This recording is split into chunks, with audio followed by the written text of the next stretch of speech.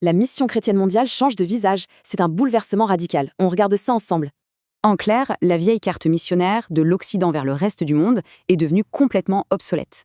Pendant des siècles, le schéma était clair. Mais là, on assiste à un véritable pivot historique.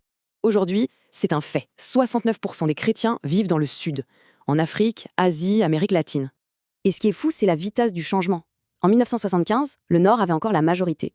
Et regardez devant, en 2075, la tendance s'accélère. Plus de 80% des chrétiens seront au Sud. Ce ne sont pas que des chiffres.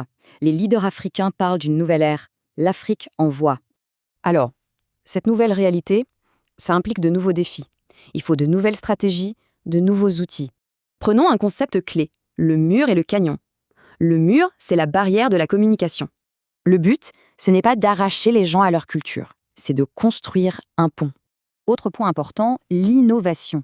La formation en ligne permet d'équiper les leaders, même en zone de conflit. Mais au fond, quel est le vrai moteur? C'est la mission Dei, la mission vient de Dieu. Comme disait le théologien David Bosch, la mission, ce n'est pas un département. C'est le cœur même de l'Église. Mais voilà, ce travail est exigeant. Comment persévérer sur le terrain sans s'épuiser? Commençons par nommer le problème. Une culture qui tourne à l'anxiété de Pharaon. Si cette pression de produire sans cesse, de ne jamais s'arrêter. Une pression que beaucoup connaissent. L'antidote, c'est une pratique révolutionnaire, le sabbat. Un vrai acte de foi à contre-courant. Le sabbat nous rappelle que notre identité vient de qui nous sommes, pas de ce que nous faisons. C'est ça, le secret de la persévérance. Le sabbat ancre notre identité et renouvelle notre espérance. Concrètement, comment s'engager aujourd'hui sur cette nouvelle carte?